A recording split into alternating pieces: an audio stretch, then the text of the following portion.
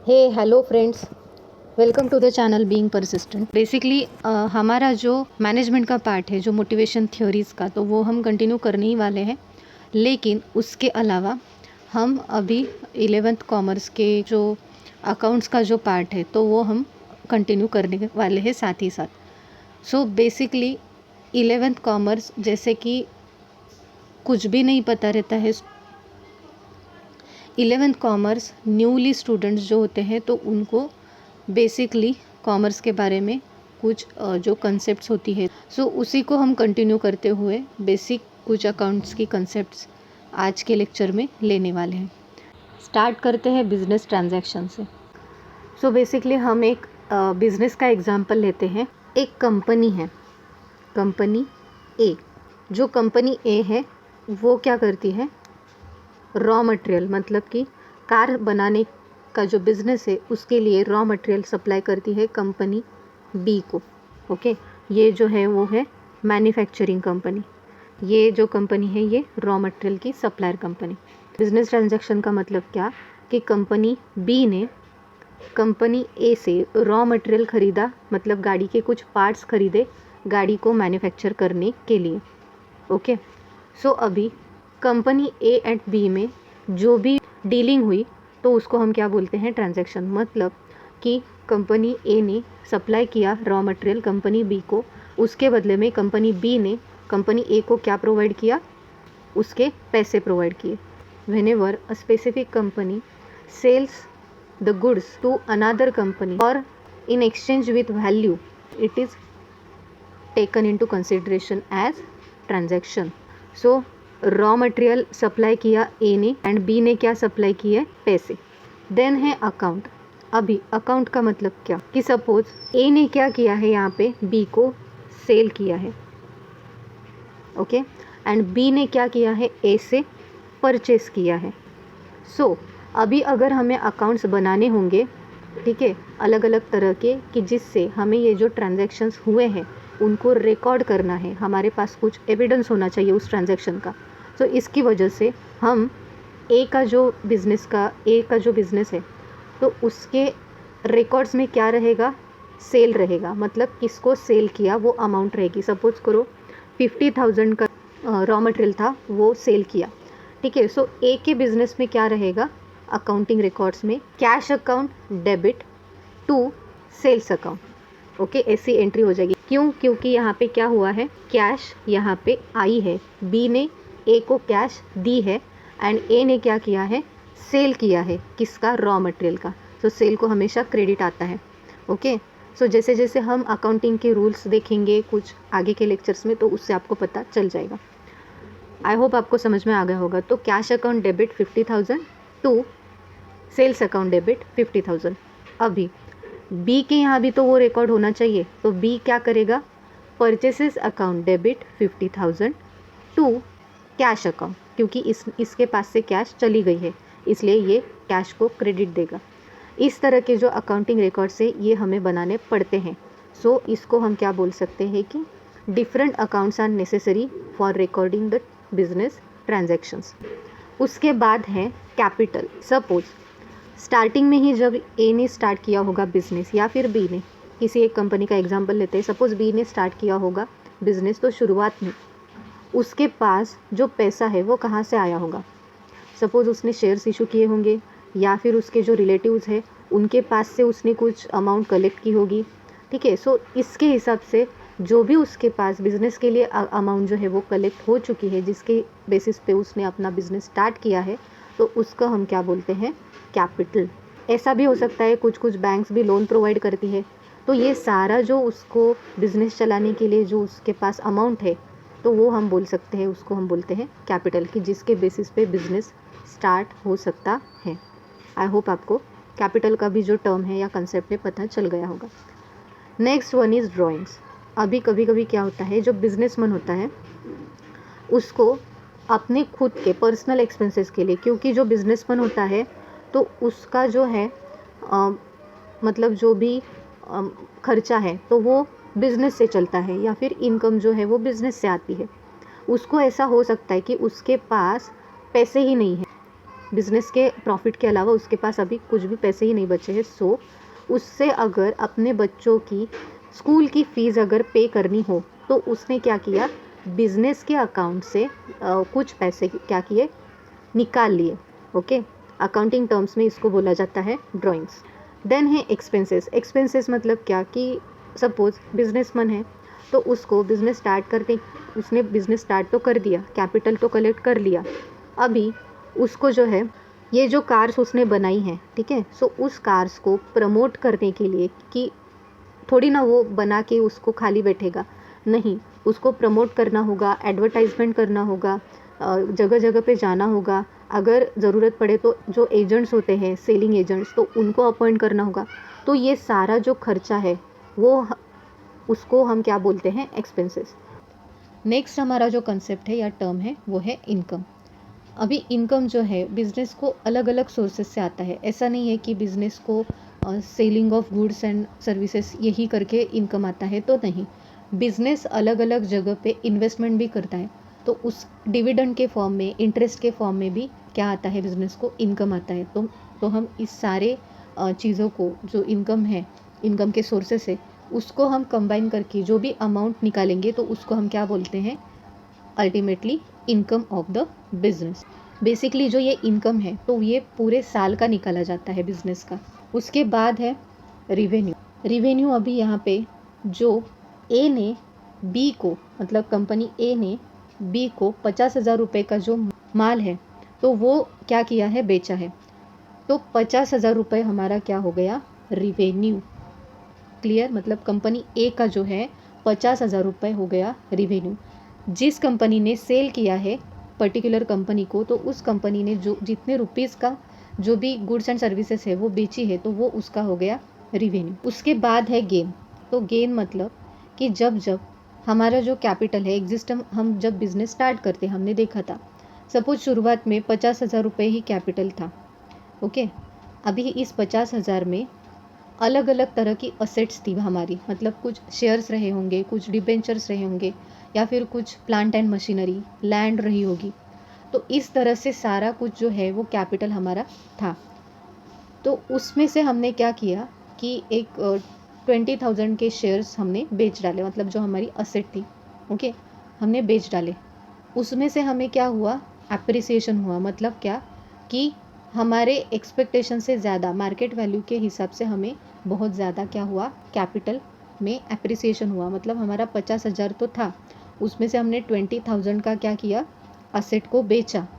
Asset 20,000 की बेची, लेकिन बेचने के बाद हमें जो भी उससे प्रॉफिट हुआ या फिर जो भी फ़ायदा हुआ, तो वो क्या था, 20,000 से बहुत ज़्यादा था, जिसकी वजह से हमें हमारा जो इनिशियल कैपिटल था उसमें हमारा क्या हुआ, इंक्रीज़ हुआ, एप्रिसिएशन हुआ।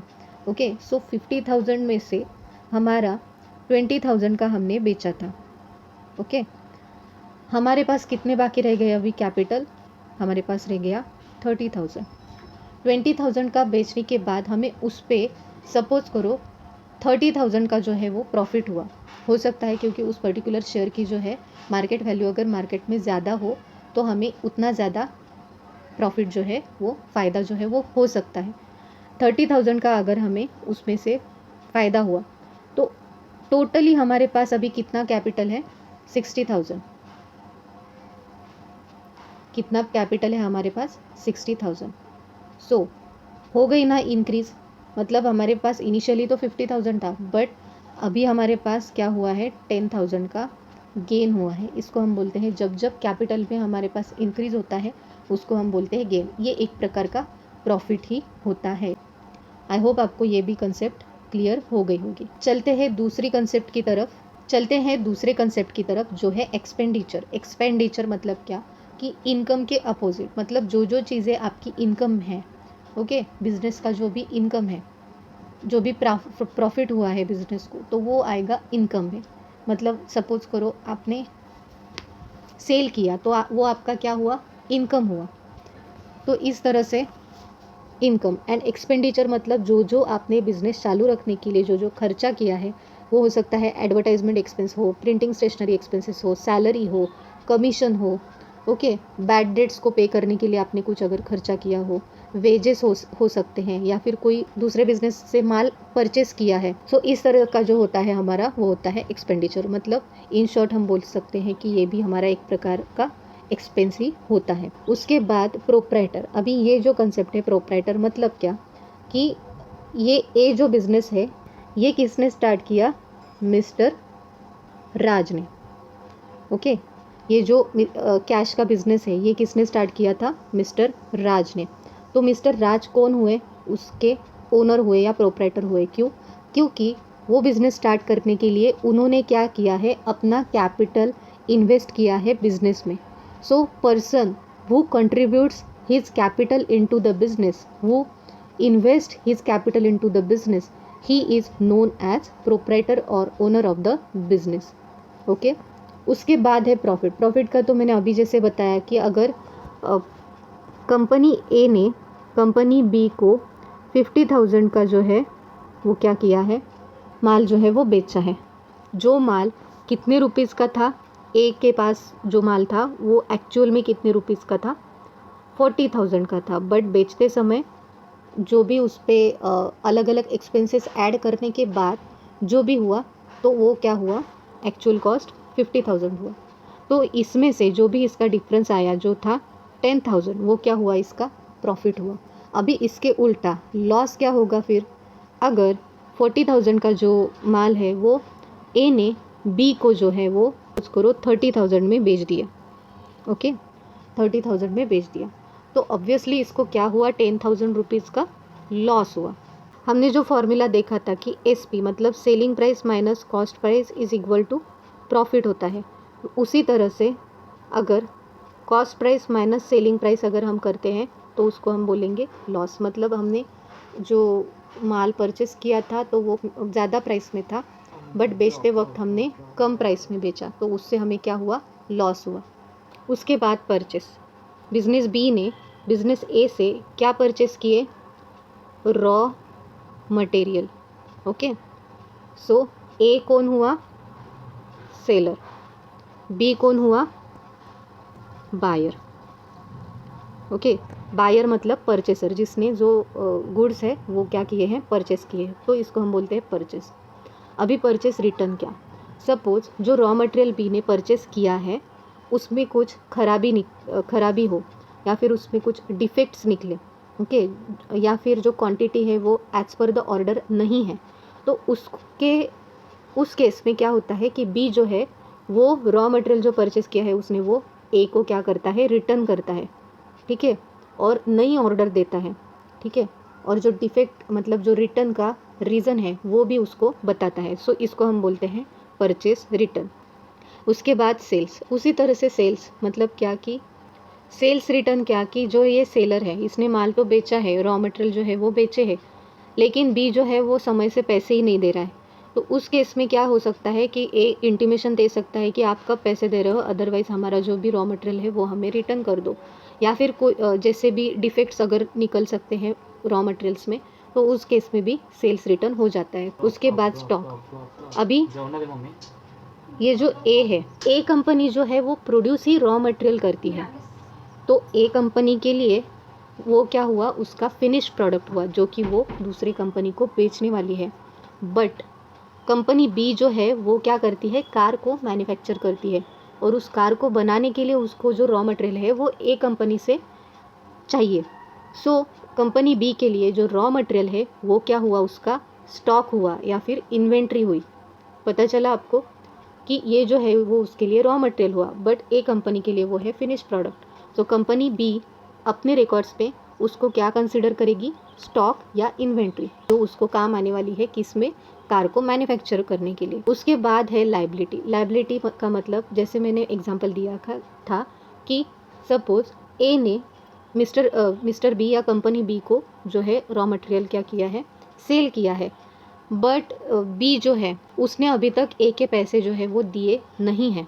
सो बी के लिए जितने का भी जो उसने रॉ मटेरियल से परचेस किया है, तो वो क्या हुई? उसकी लायबिलिटी। मतलब बी के लिए 50,000 रुपये जो है वो क्या हुई? उसकी लायबिलिटी। मतलब उसको देना है ए को। देन है गुड्स। गुड्स का मतलब तो यही है कि इस केस में हमारा जो रॉ मटेरियल है जो ए ने बी को क्या किया है, सेल किया है, ये क्या हुए हमारे गुड्स हुए। एंड बी जो है वो क्या करेगा, कार को मैन्युफैक्चर करेगा और उसको बेचेगा, तो बी के लिए कार क्या हुई, गुड्स हुई। पेमेंट का मतलब कि जब ये 50,000 बी जो है वो ए को पे करेगा, किसके एक्सचेंज में, रॉ मटेरियल के एक्सचेंज में, मतलब उसने रॉ मटेरियल खरीदा है और 50,000 पे किए, तो उसको हम बोलेंगे पेमेंट। या फिर ऐसा भी हो सकता है, पेमेंट अलग अलग चीज़ों का किया जाता है, जैसे कि सैलरी, कमीशन, ठीक है, जो जो हमारे एक्सपेंसेस होते हैं ना, तो उसको हम बोलते हैं पेमेंट।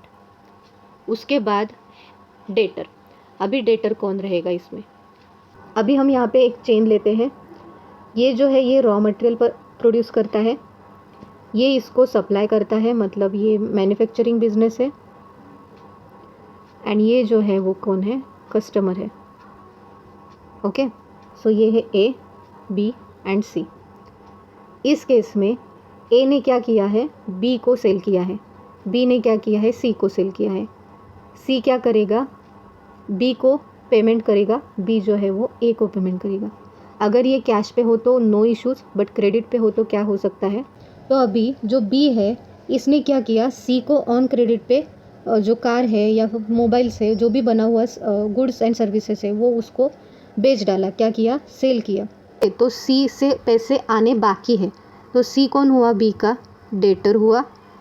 एंड अभी बी जो है उसने ए से परचेस किया है रॉ मटेरियल ऑन क्रेडिट पे, सो ए उसका क्या हुआ, क्रेडिटर हुआ, क्योंकि उसको बी जो है वो क्या करने वाला है, पैसे देने वाला है। आई होप आपको समझ में आ गया होगा। तो इन दोनों के केस में बी क्रेडिटर एंड सी जो है वो डेटर। इन दोनों के केस में बी जो है वो क्या है, डेटर, एंड ए जो है वो है क्रेडिटर। आई होप आपको कंसेप्ट जो है वो अच्छी तरीके से समझ में आ गई होगी। सो इसी तरह से अगर आप चैनल पर नए हो तो लाइक एंड सब्सक्राइब ज़रूर कीजिएगा, जिससे आपको आने वाले ऐसे हर एक वीडियो की नोटिफिकेशन मिलती रहेगी। तब तक के लिए स्टे सेफ।